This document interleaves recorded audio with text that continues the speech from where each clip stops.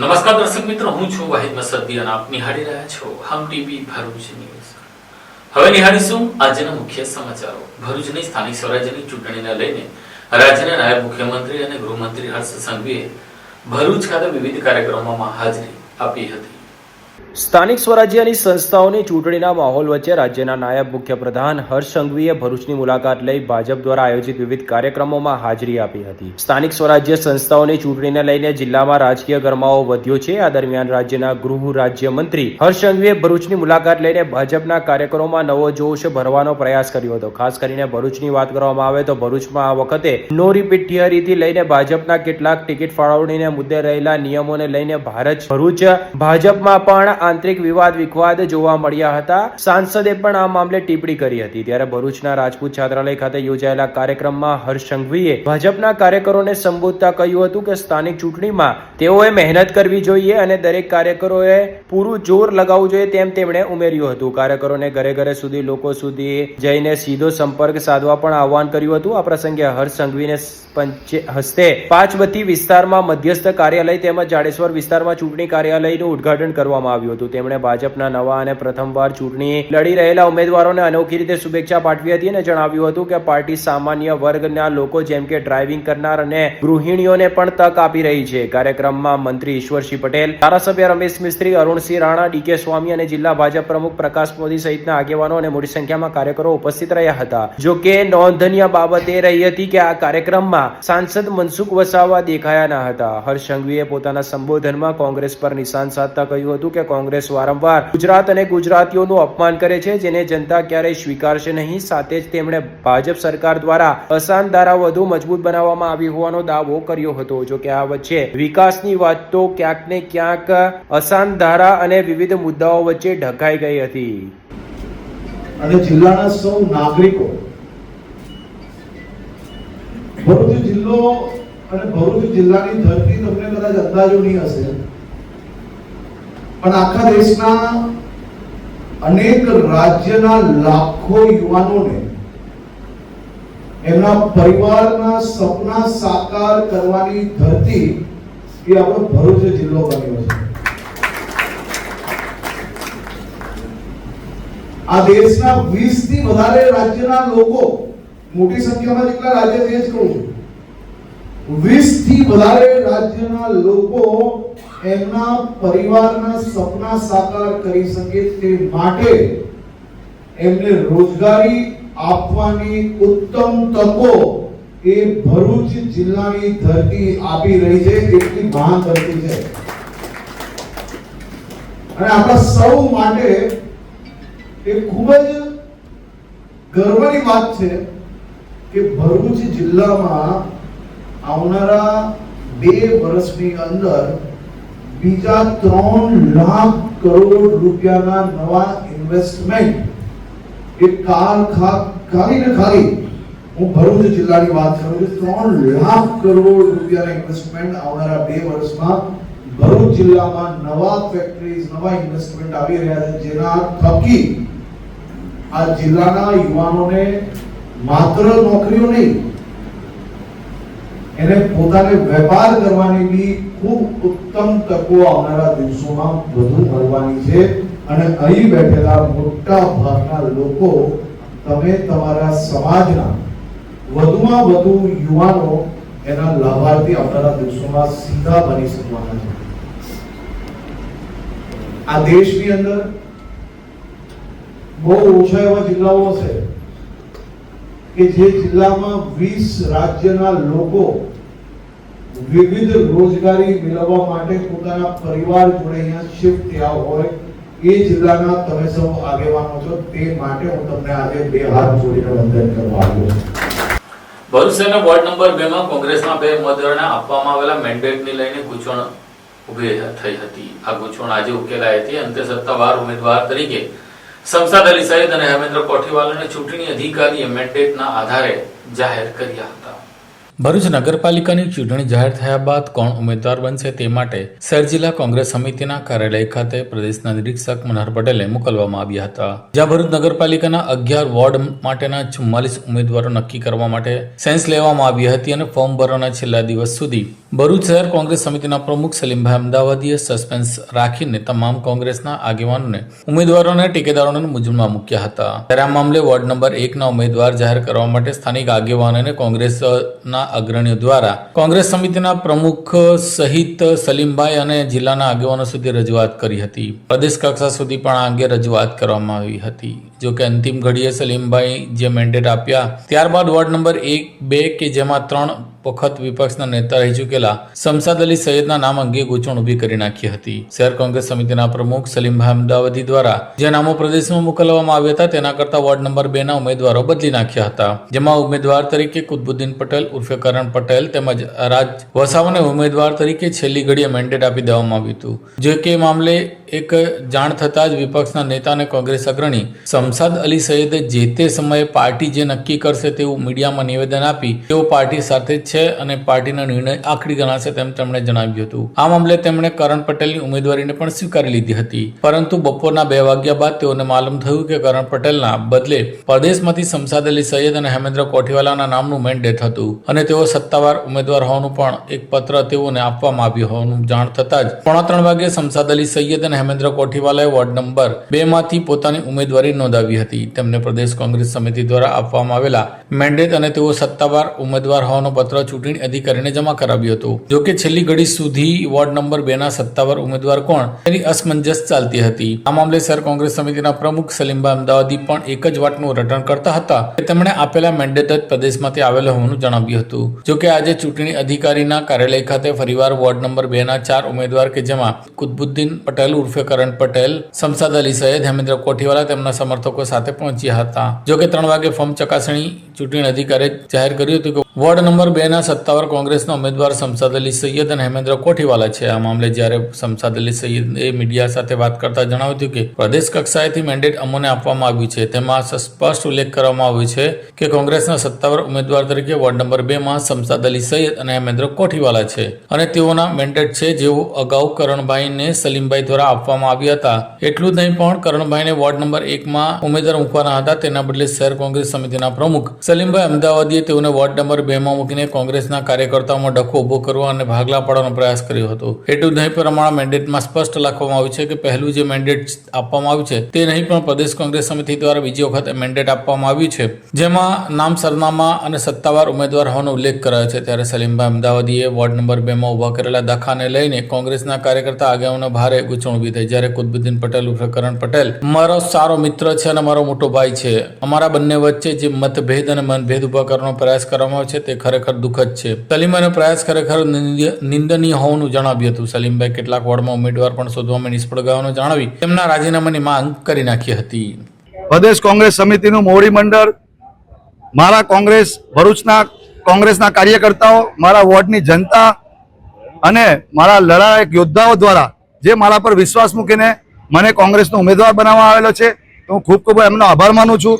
એમની સાથે સાથે સમગ્ર ચૂંટણી પ્રક્રિયાના અંદર જે રીતે 2 દિવસથી જે મેન્ડેટનો મામલો હતો અને જે ઉમેદવારનો ઇસ્યુ હતો તેના પર આજે જિલ્લા ચૂંટણી અધિકારીશ્રીએ જે નિર્ણય લઈને એ મેન્ડેટ મને અને મારા સાથી મિત્ર હેમેન્દ્રભાઈ કોઠીવાલાને અમારો મેન્ડેટ એક્સેપ્ટ કરીને અમને ઉમેદવાર જાહેર કરેલા છે, એટલે સમગ્ર ચૂંટણી પ્રક્રિયાનો પણ હું આદર કરું છું.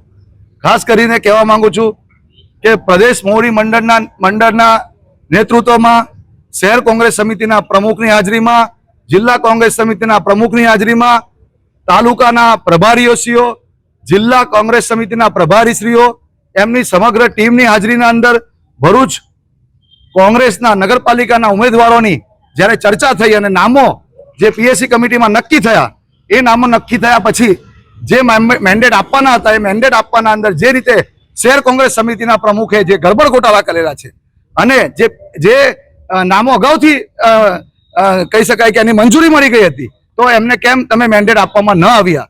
અને એ મેન્ડેટ આપવામાં તો ન આવ્યા પણ તમે એટલું કન્ફ્યુઝન ઊભું કરી દીધું કોંગ્રેસના કાર્યકર્તાઓ વચ્ચે કે આજે કાર્યકર્તાઓ અંદર કહી શકાય કે બંને કાર્યકર્તાઓ વચ્ચે મનદુખ થવા પામ્યું છે. એનો તમામ કહી શકાય કે ભરૂચ શહેર કોંગ્રેસ સમિતિના પ્રમુખ સલીમભાઈ અમદાવાદી જવાબદાર છે. એમણે આ રીતે જે આખી પ્રક્રિયાને કહી શકાય કે આ રીતે ગોઠવવામાં આવેલી હતી એ ખૂબ જ કહી શકાય કે દુઃખદ છે. ખાસ કરીને પ્રદેશમાંથી એક દિવસ પહેલા મોવડી મંડળના એક પ્રદેશ કમિટીને મોકલવામાં આવ્યું હતું આ મેન્ડેટના મામલાના અંદર. ત્યારે પણ કહેવામાં આવ્યું હતું કે જે અગાઉથી નક્કી થયેલા નામો છે તેમને મેન્ડેટ આપવાના છે, તો એમને કેમ મેન્ડેટ એમને નહીં આપ્યા? મારા મિત્ર મોટા ભાઈ કહી શકાય એવા કરણભાઈ કુતબુદ્દીનભાઈ પટેલ એ મારા સારા મિત્ર છે. એમણે પણ ટિકિટ માંગી હતી. બધાનો અધિકાર છે લોકશાહીમાં ટિકિટ માંગવાનો. એમણે ટિકિટ માંગી હતી. પ્રદેશે, મોવડી મંડળે અને શહેર કોંગ્રેસ સમિતિએ બધાની હાજરીમાં એમને ક્યાં લડાવવાના છે ક્યાં નહીં લડાવવાના એ નક્કી થઈ ગયું હતું.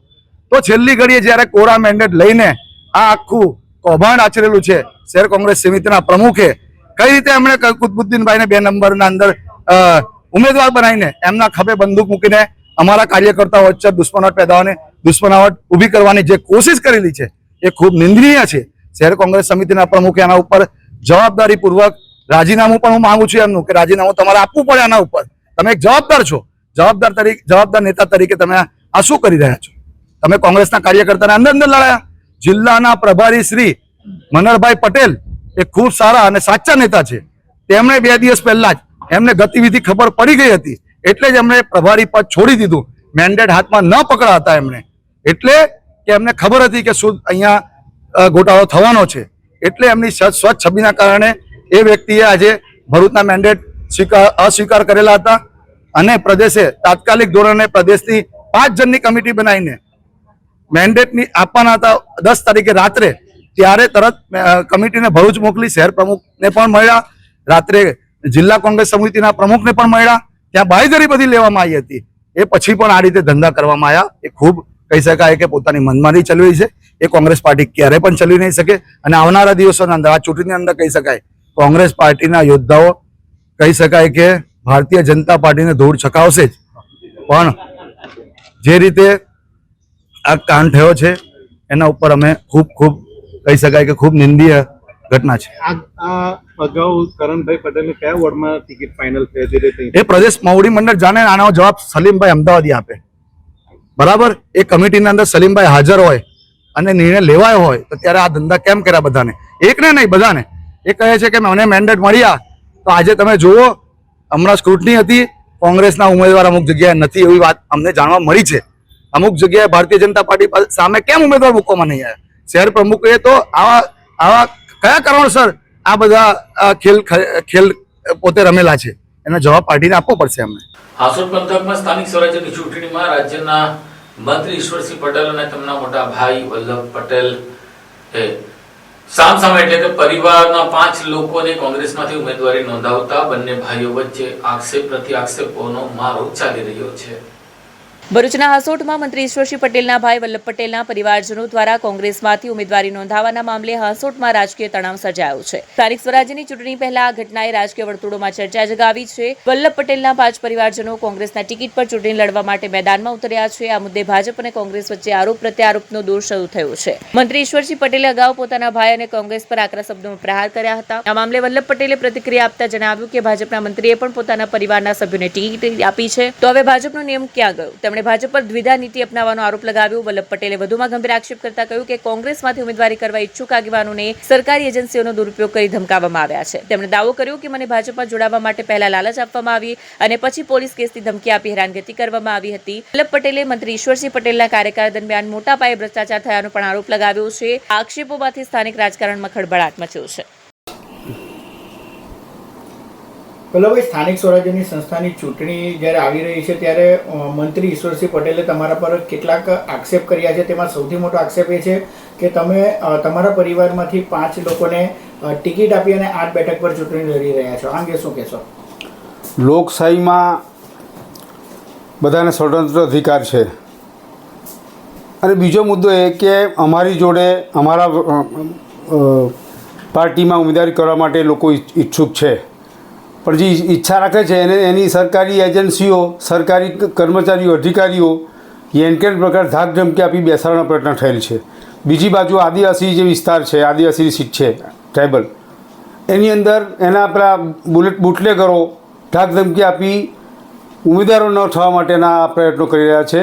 છેલ્લા અગાઉ પણ જે આદિવાસીઓની જે બિનહરીફ થઈ હતી ધાક ધમકી આપીને આ કરવાનો પ્રયાસ છે. હાલ વાણી સ્વતંત્રતા જે એમણે જે વાણી વિલાસ કર્યો છે એના સમર્થનમાં હું કહું છું કે ભાજપના એજન્ડાની અંદર ધારાસભ્યના બ્લડ રિલેશનવાળા જેવા કે ભાઈ ભત્રીજા મામા ફોઈના કાકા દીકરાના એમણે પણ એમાં 5-6 જે સગા સંબંધીના છે એ ઉમેદવાર કરાવેલા છે. બીજો મુદ્દો કે એમને ઉમેદવાર ન મળતા હતા તો સગા સંબંધીને દબાણ કરી ધાક ધમકી આપી ઉમેદવારી કરવા માટે, કારણ કે એમની મિનિસ્ટ્રીની અંદર એમની ઇફેક્ટ પડે કે ભાઈ મિનિસ્ટરને અહીંયા ઉમેદવાર નથી મળતા, તો ધાક ધમકી આપી ઉમેદવારો નારાજ હોવા છતાં પણ એમને ઉમેદવારી કરાવેલી છે. તો કોને ઉમેદવાર નથી મળતા અને કોણ છે? બીજો મુદ્દો કે ભાજપ જે હિન્દુત્વના નામે પ્રચાર કરતી હતી, હાલ આજે હિન્દુઓ ઓછા પડવાના કારણે કોંગ્રેસના જે વિચારસરણીવાળા છે એમાં 182માંથી 62થી 65 જે ધારાસભ્યો છે એને ભાજપમાં લાવી એ આ સત્તા હાંસલ કરવાના આ લોકોનો મેની મુરાદ છે. ને સત્તાના માધ્યમ હેઠળ જે ભાજપના કાર્યકરો છે એ કોન્ટ્રાક્ટર બની અને આ દેશની જે તિજોરી લૂંટવાના જે પ્રયત્નો કરી રહ્યા છે એની સામે અવાજ ઉઠાવતા અમારી સામે ધારાસભ્ય મારી સીટ ઉપર 2021ની સાલમાં મેં જે અપક્ષ ઉમેદવારી કરી એ અપક્ષ ઉમેદવારીના મારી જીતના પ્રયત્ન રૂપે રાત્રે આ મિનિસ્ટર કક્ષાના કહેવાતા ધારાસભ્ય મિનિસ્ટર અમારા વિસ્તારની અંદર રાત્રે 2-3 વાગે જઈને મારા જે ઠેકેદારો છે એને ધાક ધમકી આપી અને આ જીતવાનો જે 42 પર લોકોએ એને જાકરો આપી અને મને 2021ની અંદર વાનલેર 13 બેઠકો ઉપર મને અસંખ્ય બહુમતીથી મેં જીતેલા છે. ખાસ કરીને તમે ભાજપમાં આવવાનો પ્રયત્ન કર્યો પરંતુ તમારી લાલસાના કારણે ન આવી શક્યા એવો પણ આક્ષેપ કરાયો છે, એ અંગે શું કહેશો? ભારતીય જનતા પાર્ટીના આઈબી રિપોર્ટની અંદર કે હાંસોદ તાલુકા પંચાયતની સીટ ભાજપમાંથી કોંગ્રેસ કબજે કરી રહી છે. જિલ્લા પંચાયતની 2 સીટ અને તાલુકા પંચાયતની 16 સીટ આઈબી રિપોર્ટના આધારે એ લોકોએ જાણ્યું. એટલે મારા ઉપર જે થયેલા જે મંત્રીએ મારા ઉપર જે બંદૂકના કેસ ખોટા કરેલા, એપીએમસીના ખોટા કેસ કરેલા, 302ના જે મારા પર કેસ છે અને એ ધારાસભ્ય મંત્રીના સહકાર મંત્રીના હોવાના નાતે મારી ઉપર જે એપીએમસીના ખોટા કેસ દાખલ કરેલા, બંદૂકના જે ખોટા કેસ દાખલ કરેલા, એ ખોટા કેસ કરી અને મને જે એના જે કેસના આધારે સરકારની એજન્સીઓ મને બોલાવીને ધાક ધમકી આપે છે કે ભાઈ તમે ભાજપમાં આવતા રહો, અન્યથા તમારી પર જે કેસ થયેલા છે તેની પર તમારે સજા થશે. તેમ છતાં મેં ના પાડતા મને પ્રલોભન આપ્યો કે ભાઈ તમને પ્રદેશ કક્ષાએ કોઈ બી બોર્ડ નિગમમાં સમાવેશ કરીશું અને તમારો જે અગર બનશે, તમારી જે ખેતી જે નિષ્ફળ છે એ બધી તમારે અને તમારો છોકરો ભાજપમાં આવી જશે, એને અમે સત્તા આપીશું, પ્રમુખ બનાવીશું એવી લાલસા આપી. તેમ છતાં એ લોભ લાલચથી જે લાલચવાળા જે છે એ કોંગ્રેસમાંથી ભાજપમાં ગયેલા સત્તા માટે. અમે ભાજપમાંથી કોંગ્રેસમાં આવેલા છે, અમને એવી સત્તાની કે એની કોઈ નથી, કારણ કે અમારી જે અમને આર્થિક અને માનસિક નુકસાન થયું છે ભાજપના રહેવાના કારણે થયું છે અને ભાજપના અમે આજીજી કરેલી, આગવી કરેલી. તેમ છતાં અમને ભાજપના કોઈ મોવડી બંદર કે જે ચૂંટાયેલા પ્રતિનિધિ છે, મિનિસ્ટર હોય કે એના ગૃહમંત્રી હોય, મુખ્યમંત્રી અમે રજૂઆત કરવા છતાં અમને કોઈ જગ્યાએ ઊભા રાખવાનો ચાન્સ નહોતો અને અમારે કોઈ જાકર આપેલો હતો. અંકલેશ્વરમાં સ્થાનિક સ્વરાજ્યની ચૂંટણીમાં આજે ઉમેદવારી ફોર્મની ચકાસણી હાથ ધરવામાં આવી હતી. અંકલેશ્વરમાં સ્થાનિક સ્વરાજ્યની સંસ્થાઓની આવનારી ચૂંટણીને લઈને ચૂંટણી પ્રક્રિયા હવે નિર્ણાયક તબક્કામાં પ્રવેશી છે. આજરોજ પ્રાંત કચેરી ખાતે ચૂંટણી તંત્ર દ્વારા ઉમેદવારી ફોર્મોની ચકાસણી પ્રક્રિયા સઘન રીતે હાથ ધરવામાં આવી હતી. ચૂંટણી અધિકારી ભવદીપસિંહ જાડેજા તથા મામલતદાર રાજન વસાવાની હાજરીમાં ઉમેદવારો દ્વારા ભરાયેલા તમામ ફોર્મની નિયમ મુજબ વિગતવાર તપાસ કરવામાં આવી હતી. અધિકારીઓએ જરૂરી દસ્તાવેજો, ઉમેદવારની શરતો તથા નિયમોની ચકાસણી કરી પારદર્શક પ્રક્રિયા સુનિશ્ચિત કરી હતી. અંકલેશ્વર તાલુકા પંચાયતની 26 બેઠકો માટે કુલ 67 ઉમેદવારી ફોર્મ દાખલ થયા હોવાનું ચૂંટણી તંત્રે જણાવ્યું હતું. ગ્રામ્ય વિસ્તારોમાં પણ રાજકીય સક્રિયતા વધી રહી હોવાનું ચિત્ર સામે આવ્યું છે. અંકલેશ્વર નગરપાલિકાની કુલ 9 વોર્ડની 36 બેઠકો માટે વિવિધ રાજકીય પક્ષો તેમજ અપક્ષ ઉમેદવાર દ્વારા કુલ 107 ઉમેદવારી ફોર્મ દાખલ કરવામાં આવ્યા છે. ઉમેદવારો માટે 15 એપ્રિલના રોજ ઉમેદવારી પરત ખેંચવાનો દિવસ નક્કી કરવામાં આવ્યો છે. આ દિવસે કેટલાક ઉમેદવારો ચૂંટણી મેદાનમાં યથાવત રહે છે તે સ્પષ્ટ થશે અને અંતિમ ઉમેદવારોની યાદી જાહેર થતાં ચૂંટણીનું રાજકીય ચિત્ર વધુ સ્પષ્ટ બનશે. ચૂંટણી અધિકારીઓએ જણાવ્યું હતું કે સમગ્ર ચૂંટણી પ્રક્રિયા રાજ્ય ચૂંટણી પંચના નિયમો મુજબ પારદર્શક અને નિષ્પક્ષ રીતે હાથ ધરવામાં આવી રહી છે. કાયદો અને વ્યવસ્થા જળવાઈ રહે તે માટે જરૂરી વ્યવસ્થાઓ પણ સુનિશ્ચિત કરવામાં આવી રહી છે. ફોર્મ ચકાસણી પૂર્ણ થતાં જ રાજકીય પક્ષોએ પ્રચારની આંતરિક તૈયારીઓ તેજ બનાવી છે. ઉમેદવારો દ્વારા મતદારો સુધી પહોંચવા માટે બેઠકો, સંપર્ક અભિયાન અને વ્યૂહરચનાઓ શરૂ કરવામાં આવી હોવાનું રાજકીય વર્તુળોમાં ચર્ચાઈ રહ્યું છે.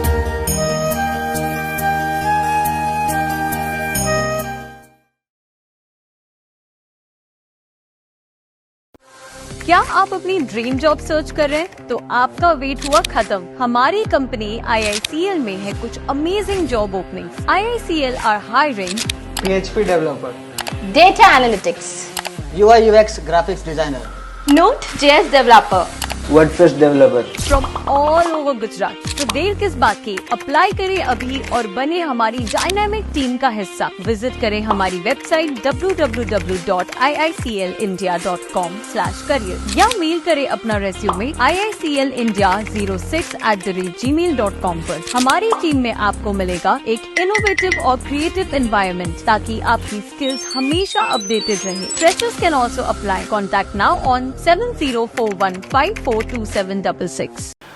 ઈરાન અને ઇઝરાયલ વચ્ચેના યુદ્ધની અસર અંકલેશ્વરના ઉદ્યોગોને પણ થઈ રહી છે. જિલ્લામાં પ્લાસ્ટિકના દાણા મોંઘા બનતા પ્લાસ્ટિક ઉદ્યોગ મુશ્કેલીમાં મુકાયો છે. આંતરરાષ્ટ્રીય સ્તરે વધતા ભૂરાજકીય તણાવ અને ખાસ કરીને ઈરાન ઇઝરાયલ સંઘર્ષની સીધી અસર હવે અંકલેશ્વરના ઉદ્યોગો સુધી પહોંચી છે. વૈશ્વિક સપ્લાય ચેઇન ખોરવાતા પ્લાસ્ટિક ઉદ્યોગ માટે જરૂરી કાચા માલના ભાવમાં ભારે વધારો નોંધાયો છે. આંતરરાષ્ટ્રીય બજારમાં કાચા માલની અછત સર્જાતા પ્લાસ્ટિક દાણાના ભાવમાં અચાનક ઉછાળો આવ્યો છે. અગાઉ ₹90 થી ₹92 પ્રતિ કિલો મળતું રો મટીરીયલ હવે વધીને ₹145 થી ₹150 પ્રતિ કિલો સુધી પહોંચી ગયું છે. અંદાજે 40 થી 50% સુધીના વધારાએ પ્લાસ્ટિક અને પોલીપેક ઉદ્યોગોને સીધી અસર કરી છે. સ્થાનિક ઉદ્યોગકારો જણાવે છે કે કાચા માલનો મોટો હિસ્સો આયાત પર આધારિત હોવાથી ઇમ્પોર્ટેડ મટીરીયલની અછત ઉત્પાદન ખર્ચ વધારવાનું મુખ્ય કારણ બની છે. ખાસ કરીને HDPE સહિતના રો મટીરીયલના ભાવમાં 40 થી 80% વધારો થતા તૈયાર ઉત્પાદનોની કિંમત લગભગ બમણી થઈ ગઈ છે. Plastic bag, packaging material, bottle, dish સહિત દૈનિક ઉપયોગની વસ્તુઓના ભાવમાં આશરે 40% વધારો નોંધાયો છે, જેના કારણે નાના વેપારીઓ અને સામાન્ય ગ્રાહકો બંને પર આર્થિક ભાર વધ્યો છે.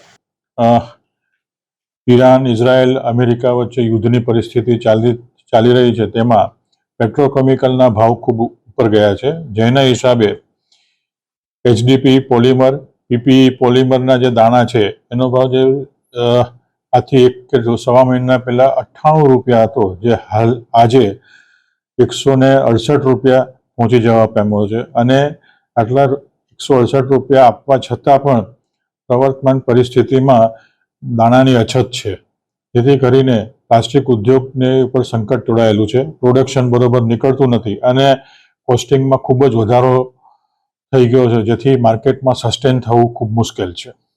નમસ્કાર, મારું નામ જતીન સૈની છે. હું executive director Beta Polyplast private limited અંકલેશ્વરમાંથી છું.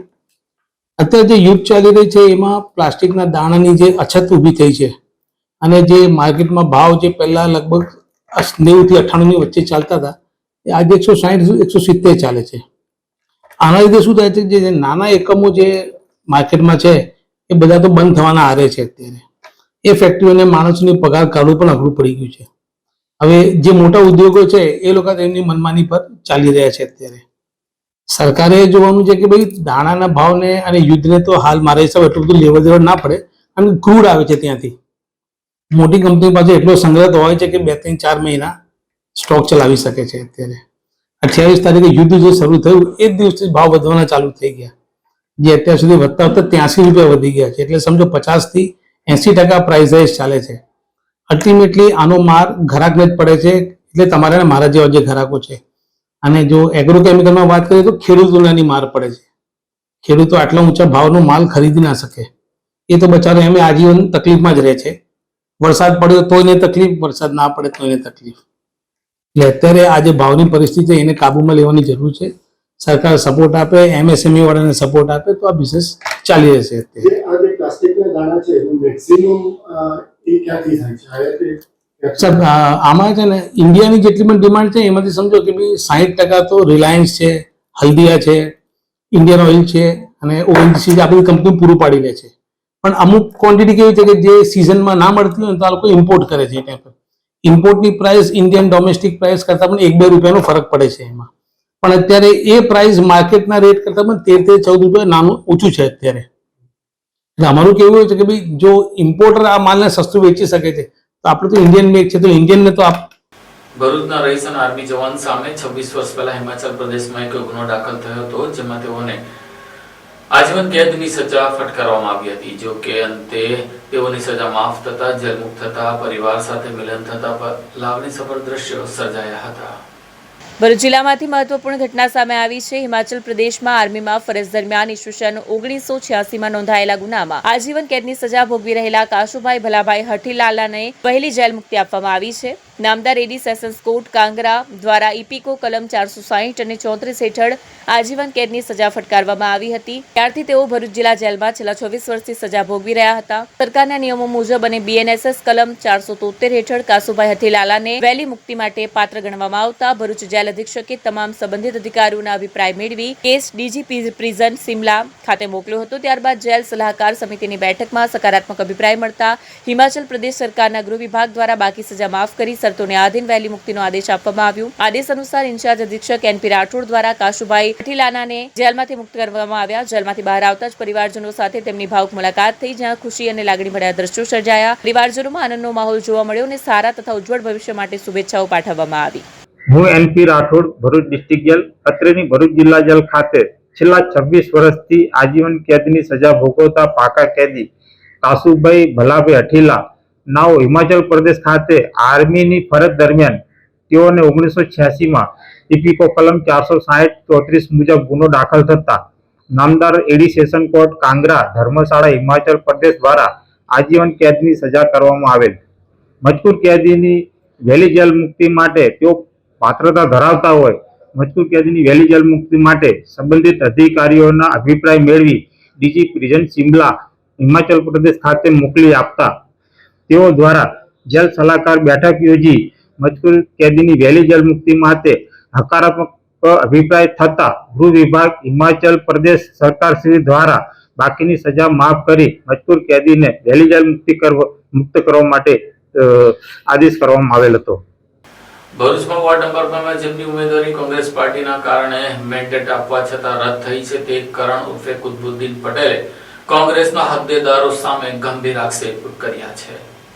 ભરૂચ નગરપાલિકાની સ્થાનિક સ્વરાજ્યની ચૂંટણીમાં વોર્ડ નંબર 2 માં કોંગ્રેસ તરફથી કુતબુદ્દીન પટેલ અને રાજ વસાવાને મેન્ડેટ સલીમભાઈ અમદાવાદી તરફથી આપવામાં આવ્યું હતું. તો બીજી તરફ પ્રદેશ કોંગ્રેસ સમિતિ તરફથી શમશાદ અલી સૈયદ અને હેમેન્દ્ર કોઠીવાલાને પણ મેન્ડેટ આપવામાં આવ્યું હતું. ત્યારબાદ આજે ચૂંટણી અધિકારી દ્વારા ચકાસણી કરવામાં આવી હતી, જેમાં પ્રદેશ કોંગ્રેસ સમિતિના મેન્ડેટ અને તેના પત્રને માન્ય રાખી વોર્ડ નંબર 2 માં કોંગ્રેસના ઉમેદવાર તરીકે શમશાદ અલી સૈયદ અને હેમેન્દ્ર કોઠીવાલાને જાહેર કરવામાં આવ્યા હતા. જ્યારે કુતબુદ્દીન પટેલ ઉર્ફે કરણ પટેલ અને રાજ વસાવાને ફોર્મ રદ કરાયા હતા. ત્યારે આજે આ અંગે કુતબુદ્દીન પટેલે મીડિયા સમક્ષ પોતાની ભડાસ કાઢી નાખી હતી. તેમણે જણાવ્યું હતું કે સત્તાવાર રીતે પ્રદેશમાંથી આવેલા અને શહેર કોંગ્રેસ સમિતિ દ્વારા આપવામાં આવેલા અમારા મેન્ડેટ મામલે પ્રદેશ કોંગ્રેસ સમિતિના પ્રમુખ અમિત ચાવડા અને જિલ્લા કોંગ્રેસના પ્રમુખ રાજેન્દ્ર રાણાએ જ ગૂંચવાડો ઉભો કર્યો છે. કોંગ્રેસમાં બે ભાગ કરવાનો પ્રયાસ આ આગેવાનોએ કર્યો છે અને તેની પાછળ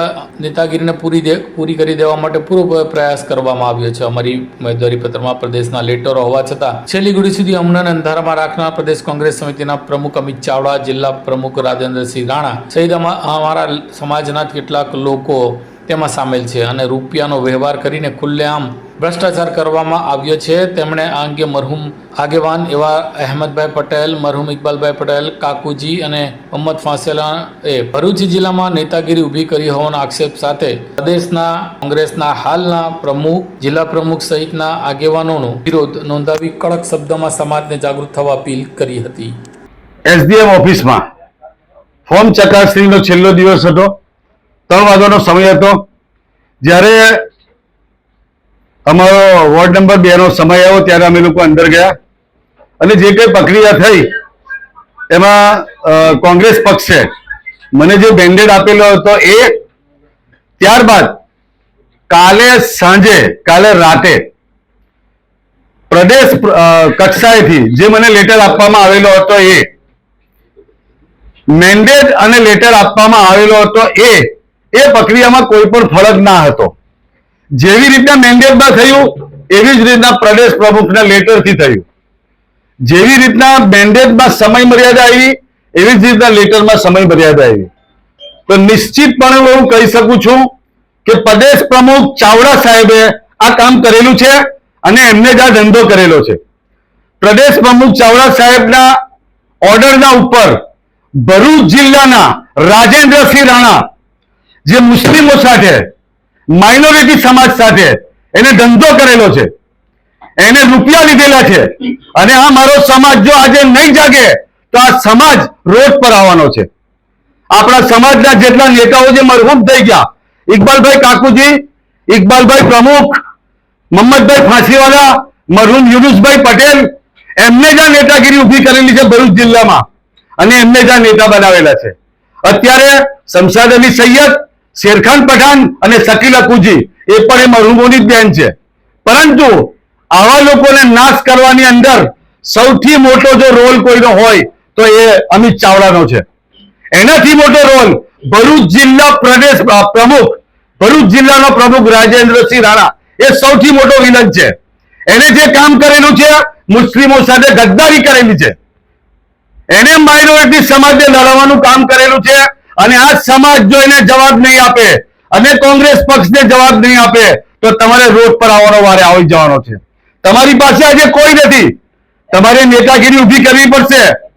તમારે નગરપાલિકાની ઓફિસમાં જવું હશે તો પટાવાળાને સાહેબ કહેવો પડશે. તમારે પ્રદેશ કક્ષાએ જવું હશે તો તમારે વકીલ કરવો પડશે. અને બીજી વાત એક સૌથી મોટી કહું છું, સમાજમાં પણ બહુ મોટા ડોગલા લોકો છે. સમાજના ડોગલા લોકોને જાણવાની જરૂર છે કે તમારે પર ઘેર બેસવાનો વારો આવશે. સમાજના ડોગલા લોકો એસી ઓફિસમાં બેસીને જે રાજકારણ રમી રહેલા છે એમને પર રડવાનો વારો આવવાનો છે. આમોદ નગરપાલિકાની ચૂંટણીમાં ઉમેદવારી કરનાર ઉમેદવારોના ફોર્મ ચકાસણી પ્રક્રિયા મામલતદાર કચેરી ખાતે હાથ ધરવામાં આવી હતી. આમોદ નગરપાલિકાની ચૂંટણીને લઈને ઉમેદવારી પ્રક્રિયાનો મહત્વપૂર્ણ તબક્કો આજે પૂર્ણ થયો. વોર્ડ નંબર 1 થી 6 માટે ભરાયેલા ઉમેદવારી પત્રોની ચકાસણી પ્રક્રિયા આમોદ મામલતદાર કચેરી ખાતે હાથ ધરાઈ હતી. ચૂંટણી અધિકારીઓ દ્વારા નક્કી કરાયેલા નિયમો અનુસાર તમામ ઉમેદવારોના ફોર્મની વિગતવાર તપાસ કરવામાં આવી હતી. આ દરમિયાન કોંગ્રેસ, ભાજપ, આમ આદમી પાર્ટી તેમજ અપક્ષ ઉમેદવારો દ્વારા રજૂ કરાયેલા ઉમેદવારી પત્રોની કડક ચકાસણી કરવામાં આવી હતી. ચકાસણી દરમિયાન ઉમેદવારી ફોર્મ સાથે જોડાયેલા જરૂરી દસ્તાવેજો, શપથપત્રો તથા અન્ય કાનૂની વિગતોની બારકાઈથી તપાસ કરવામાં આવી હતી. કોઈ પણ પ્રકારની ખામી ન રહે તે માટે અધિકારીઓએ ખાસ ધ્યાન આપ્યું હતું. ભરૂચના વોર્ડ નંબર 2 માં ઉમેદવારી રદ થતા કોંગ્રેસના કુતબુદ્દીન પટેલ અને તેમના સમર્થકોએ આજે જિલ્લા પ્રમુખ તેમજ પ્રદેશ પ્રમુખ સહિતના કોંગ્રેસના આગેવાનોના બેનરોને સળગાવી પોતાનો વિરોધ નોંધાવ્યો હતો. ભરૂચ નગરપાલિકાની ચૂંટણીમાં વોર્ડ નંબર 2 માં વિવાદ ઉભો થયા બાદ આજે બે ઉમેદવારોના મેન્ડેટ આપવામાં શરૂ થયેલી ગૂંચવણને લઈને આજે પ્રથમ તબક્કામાં કુતબુદ્દીન ઉર્ફે કરણ પટેલનું મેન્ડેટ રદ કરવામાં આવ્યું હતું અને તેના બદલે શમશાદ અલી સૈયદ અને હેમેન્દ્ર કોઠીવાલાને ઉમેદવારી નોંધાવતા આ મામલે આજે કુતબુદ્દીન પટેલનું ફોર્મ રદ કરવામાં આવતા જ તેઓ ભારે આક્રોશ સાથે કોંગ્રેસનો વિરોધ કરવા નીકળ્યા હતા અને તેમની સાથે તેમના સમર્થકોએ આજે જંબુસર બાયપાસ ચોકડી ખાતે વિરોધ પ્રદર્શન કર્યું હતું, જેમાં તેમણે પ્રદેશ કોંગ્રેસ સમિતિના પ્રમુખ અમિત ચાવડા, ભરૂચ જિલ્લાના કોંગ્રેસના પ્રમુખ રાજેન્દ્રસિંહ રાણા સહિતના જે પ્રદેશના આગેવાનો છે તેમના બેનરો સળગાવ્યા હતા અને આજીવન સુધી હવે કોંગ્રેસ પાર્ટી માટે કોઈ કામ નહીં કરે તેવું જણાવીને કોંગ્રેસનો સખત શબ્દોમાં વિરોધ નોંધાવ્યો હતો. ભરૂચ પ્રદેશ કોંગ્રેસના પ્રમુખ શ્રી એની સાથે બીજા ગુજરાત પ્રદેશ કોંગ્રેસના પ્રમુખ શ્રી તથા આ જે છે આ main villain Rathod doctor Irfan Rathod, આ પણ આપણા પ્રમુખ શ્રી તમારા કોંગ્રેસના અને સૌથી મોટો જેણે મુસ્લિમ સમાજના અંદર માઇનોરિટી સમાજને ભાગલા કરવાનું કૃત્ય કર્યું હોય તો ભરૂચ જિલ્લા પ્રમુખ શ્રી રાજેન્દ્ર રાણા આ પણ એ જ છે જેણે આ કૃત્ય કરેલું છે મુસ્લિમ સમાજને વિખૂટા પાડવાનું. એમને અમે જાહેરના અંદર એમનું પુતળા દહન કરીએ છીએ અને કોંગ્રેસનો વિરોધ કરીએ છીએ અને આજથી હું ચોક્કસપણે એવું કહું છું કે કોંગ્રેસના કોઈ બી હોદ્દાના ઉપર કોંગ્રેસનો સમગ્ર જીવન દરમિયાન અગર હું મારી જબાન બદલું તો હું બેબ આપતો. આજથી કોંગ્રેસનો વિરોધ અને મારા જન્મ સુધીનો વિરોધ અને મારા મરણ સુધીનો વિરોધ કરું છું.